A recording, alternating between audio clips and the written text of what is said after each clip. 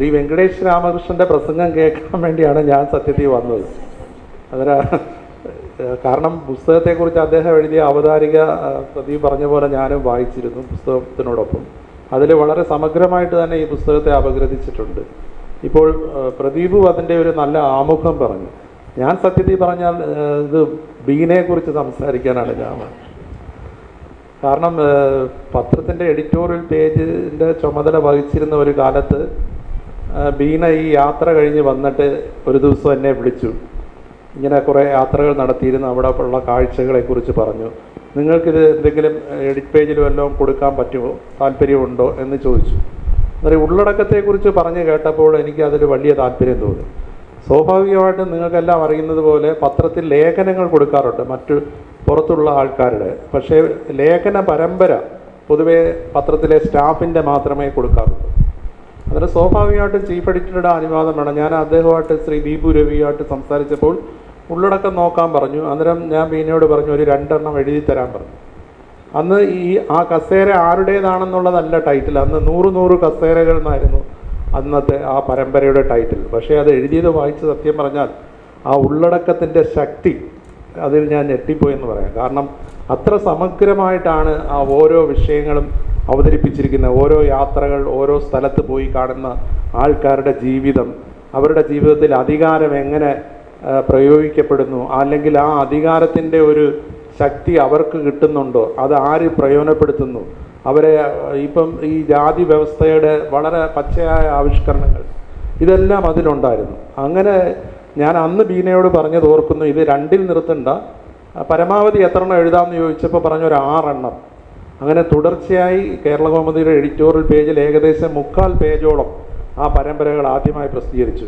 ഞാനിപ്പോൾ ഈ പുസ്തകം വായിച്ചിട്ടുണ്ട് എങ്കിലും ഞാൻ പറയാം, എൻ്റെ ഈ ഒരു 37 വർഷത്തെ പത്രപ്രവർത്തന ജീവിതത്തിൽ ഇത്ര ശക്തമായ ഒരു വിഷയം പ്രതിപാദിക്കുന്ന ഒരു കണ്ടൻറ്റും ഞാൻ വായിച്ചിട്ടുണ്ട്. വേറെ പല വെളിയിലൊക്കെ ഉള്ളതും വായിച്ചിട്ടുണ്ടായിരിക്കും. മലയാളത്തിൽ ഇത്ര ശക്തമായിട്ട് ഈ ഒരു അല്ലെങ്കിൽ നമ്മൾ എന്തിനാണ് പ്രതിപാദിക്കുന്നത്, അല്ലെങ്കിൽ ഒരു യാത്ര നടത്തിയത് വെറുതെ കാഴ്ച കണ്ട് അല്ലെങ്കിൽ എന്തെങ്കിലും വിവരങ്ങളും അവിടുത്തെ പ്രകൃതി ഭംഗിയും അവിടുത്തെ ചരിത്രവും വിവരിക്കുന്ന ഒരുപാട് പുസ്തകങ്ങൾ നമ്മൾ വായിച്ചിട്ടുണ്ട്. പക്ഷേ ഇതല്ല. ഈ പുസ്തകത്തിൽ ഇന്ത്യയുടെ ജീവിതമുണ്ട്, അതായത് പാർശ്വവൽക്കരിക്കപ്പെട്ട മനുഷ്യരുടെ ജീവിതമുണ്ട്, ജാതി വ്യവസ്ഥയുടെ അല്ലെങ്കിൽ ഉച്ചനീചത്വങ്ങൾ ബുദ്ധിമുട്ടുന്ന ജീവിതം ഉണ്ട്, അതോടൊപ്പം സ്ത്രീകളുടെ യഥാർത്ഥ അനുഭവങ്ങളുണ്ട്. ഇപ്പോൾ പഞ്ചായത്തി രാജ് വന്നതിലൂടെ നമ്മുടെ നാട്ടിലെമ്പാടും അല്ലെങ്കിൽ രാജ്യത്തുടനീളം സ്ത്രീകൾക്കും അധികാരം കിട്ടി. പക്ഷേ ആ അധികാരം ആര് വിനിയോഗിക്കുന്നു, അവരെ വെച്ചുകൊണ്ട് ആര് ഭരിക്കുന്നു, ഇതെല്ലാം വളരെ പച്ചയായി തുറന്നെഴുതിയ ഒരു ലേഖന പരമ്പരയായിരുന്നു 100 കസേരകൾ. അതിനെനിക്ക് തോന്നുന്നു ഒരു അവാർഡും പ്രതീക്ഷിച്ചിട്ടൊന്നും അല്ല ബീന ഇത് എഴുതിയത്. പക്ഷേ അതിന് വളരെ പ്രധാനപ്പെട്ട മലയാള ജേർണലിസത്തിലുള്ള അവാർഡുകളും എല്ലാം ലഭിച്ചിരുന്നു. പക്ഷേ ബീന അവിടെ കൊണ്ട് നിർത്തിയില്ല. വീണ്ടും ഈ ഒരിക്കൽ സഞ്ചരിച്ച ഇടങ്ങളിലേക്കെല്ലാം വീണ്ടും പോവുകയും അതിൻ്റെ ഈ പത്രപ്രവർത്തനത്തിലെ ഫോളോ അപ്പ് സ്റ്റോറി എന്ന് പറയുന്നത് പോലെ അവിടെ എല്ലാം പോയി അതിനെക്കുറിച്ച് നന്നായി മനസ്സിലാക്കി ഈ പുസ്തകം എഴുതി. ഈ പുസ്തകത്തിൻ്റെ ഒരു എന്താ പറയുന്നത്, അതിൻ്റെ തുടക്കത്തിൽ ഒരു എളിയ പങ്ക് അല്ലെങ്കിൽ ഒരു ആകാൻ കഴിഞ്ഞതിൽ എനിക്കുള്ള സന്തോഷം പറഞ്ഞറിയിക്കാൻ പറ്റില്ല. ബീനയെ ഞാൻ ആദ്യമായിട്ട് അറിയുന്നതെന്ന് എനിക്ക് പറയാൻ പറ്റൂ, ഞാൻ 12 വയസ്സുള്ള ഒരു കുട്ടിയായിട്ടിരിക്കുമ്പോഴായിരുന്നു. അതായത് കൊല്ലത്ത് കടപ്പാക്കട CPIയുടെ മോസ്കോ എന്നറിയപ്പെടുന്ന ജനയുഗം അല്ലെ അവിടുത്തെ CPI പാർട്ടി ഓഫീസൊക്കെ ഉള്ള സ്ഥലത്താണ് ഞാൻ ജനിച്ചു വളർന്നത്. അന്നേരം കാമ്പിശ്ശേരി കരുണാകരൻ എന്ന മഹാനായ പത്രാധിപരുടെ അയൽക്കാരനായിരുന്നു. ആ വീട്ടിലെ എല്ലാ കൗതുകങ്ങളും ആസ്വദിച്ച് കാമ്പിശ്ശേരി കരുണാകരൻ്റെ വാത്സല്യങ്ങൾ ഏറ്റുവാങ്ങി ഞാൻ വളരുമ്പോൾ അവിടെ എൻ്റെ മുന്നിൽ ആ വീട്ടിലുള്ള ഒരു വലിയ വിപുലമായ വായനയുടെ ലോകമുണ്ടായിരുന്നു. കുട്ടികൾക്ക് വായിച്ച് ആസ്വദിക്കാൻ പറ്റിയ ഒരുപാട് പുസ്തകങ്ങൾ, സോവിയറ്റ് യൂണിയനിൽ നിന്നും മറ്റും വരുന്ന പ്രസിദ്ധീകരണങ്ങൾ, അങ്ങനെയുള്ള ആ ഒരു കാമ്പിശ്ശേരിയുടെ കൈപിടിച്ച് ജനയുഗം പത്രം ഓഫീസിൽ പോകുമ്പോൾ അവിടുത്തെ ന്യൂസ് പ്രിൻറ്റിൻ്റെ മണം അതെന്നെ വല്ലാതെ ആകർഷിച്ചിട്ടുണ്ട്. ആ കാലഘട്ടത്തിലാണ് ഒരു പെൺകുട്ടി ബീന കണ്ട റഷ്യ എന്നൊരു പുസ്തകം അത് എൻ്റെ ശ്രദ്ധയിലേക്ക് വരുന്നത്. അങ്ങനെ ഇത്രയും പ്രായത്തിലുള്ള ഒരു പെൺകുട്ടി ഇങ്ങനൊരു പുസ്തകം എഴുതുമോ എന്നൊക്കെയുള്ള ഒരു ആദരവ് മാത്രമല്ല, ഒരു അത്ഭുതമായിരുന്നു എനിക്ക്. ആ ബീനയെ ഞാൻ പിന്നെ ആദ്യമായി പരിചയപ്പെടുന്ന തിരുവനന്തപുരത്ത് പത്രപ്രവർത്തകനായി വന്നതിന് ശേഷമാണ്. ബീനയും അതോടൊപ്പം തന്നെ ബീനയുടെ ഭർത്താവും ദൂരദർശൻ്റെ ഡയറക്ടറുമൊക്കെയായി മാറിയ പിന്നീട് ബൈജു ചന്ദ്രൻ, ഇവരെ എല്ലാവരെയും പരിചയപ്പെടുകയും വളരെ അടുത്തൊരു സൗഹൃദത്തിലേക്ക് കടക്കുകയും ചെയ്തു. അന്നേരം അന്ന് തൊട്ടേ ബീനയോടൊരു അത്ഭുതമോ കലർന്ന ആദരവായിരുന്നു. പിന്നീട് ഈ പുസ്തകം അല്ലെങ്കിൽ ഈ ലേഖനങ്ങൾ വായിച്ചു തുടങ്ങിയപ്പോൾ, ബീന എഴുതുന്ന എന്തും ഞാൻ വായിക്കാറുണ്ട്, എങ്കിൽ ഇതിൻ്റെ ഈ രീതിയിലൊന്നും പത്രപ്രവർത്തനം എന്ന് പറയുന്നത് ഇന്ന് നിങ്ങൾക്കറിയാം, ന്യൂസ് റൂമിലിരുന്ന് ഗ്ലാമറിൻ്റെ ലോകമാണ് ചർച്ച ചെയ്ത്. ഇന്ന് മിസ് ചെയ്യരുതേ എന്ന് പറഞ്ഞ് ഡെസ്കിൽ പറഞ്ഞിട്ട് പോയ ഒരു വാർത്ത പറഞ്ഞാൽ നിങ്ങൾ ഒരു പക്ഷേ ചിരിക്കുമായിരിക്കും. അതായത് ബോബി ചെമ്മണ്ണൂർ മോണാലിസ ഇന്ന് അവിടെ കോഴിക്കോട്ട് വന്നൊരു കടയുടെ ഉദ്ഘാടനം ചെയ്തിട്ടുണ്ട്. കാരണം അതിൽ പരസ്യം ഉണ്ടായിരുന്നു.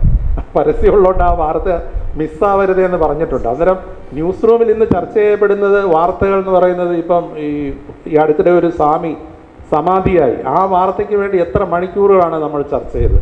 അതായത് മനുഷ്യന് ആവശ്യമില്ലാത്ത കാര്യങ്ങളുടെ പുറകെ അല്ലെങ്കിൽ ഗ്ലാമറിൻ്റെ പുറകെയാണ് ഇന്നത്തെ വാർത്താ ലോകം പോകുന്നത്. അതിൻ്റെ ഒരു ഭാഗം കൂടിയായ എനിക്ക് വളരെ ആത്മവിമർശനത്തോടെ മാത്രമേ അതേക്കുറിച്ച് പറയാൻ കഴിയുകയുള്ളൂ. പക്ഷേ എന്നാലും ഇതിൻ്റെയൊക്കെ ഇടയിൽ പണ്ട് സായിനാഥ് പറഞ്ഞതുപോലെ പത്രങ്ങളിൽ ഒരു സ്പേസ് കൂടി ബാക്കിയുണ്ട്. ആ സ്പേസ് വളരെ നന്നായി പ്രയോജനപ്പെടുത്തി. പത്രങ്ങളിൽ കിട്ടാത്ത സ്പേസ് പുസ്തകത്തിലൂടെ പ്രയോജനപ്പെടുത്തി. അത് എന്തിനു വേണ്ടിയായിരുന്നു? അതായത് ഇന്ത്യയുടെ ഇങ്ങനെ ഒരു ഇന്ത്യ ഉണ്ട്. ഈ പറയുന്ന മേക്ക് ഇന്ത്യ ഗ്രേറ്റ് അഗെയിൻ അങ്ങനെയൊക്കെ പറയുന്ന അമേരിക്കയെ കടം പിടിച്ച് അല്ലെങ്കിൽ അങ്ങനെയുള്ള മാതൃകകളൊന്നും ഉള്ള ഇന്ത്യ അല്ല. ഇങ്ങനൊരു ഇന്ത്യ ഉണ്ട്. അന്നേരം എനിക്കതിലുള്ള ഒരു വിഷമം ഞാൻ പറയാം. ഇപ്പോൾ ഞാൻ ഒരു പൊങ്ങച്ചം പറയുകയല്ല. SSLC ചോദ്യപേപ്പർ ചോർച്ച പുറത്തു കൊണ്ടുവന്ന വേളയിൽ അന്നത്തെ രാഷ്ട്രപതി APJ അബ്ദുൽ കലാം അവാർഡ് തന്നുകൊണ്ട് പറഞ്ഞത്, നിങ്ങളൊക്കെ ഗ്രാമങ്ങളിൽ പോയി റിപ്പോർട്ട് ചെയ്യണം, ഗ്രാമീണരുടെ പ്രശ്നങ്ങൾ എഴുതണം.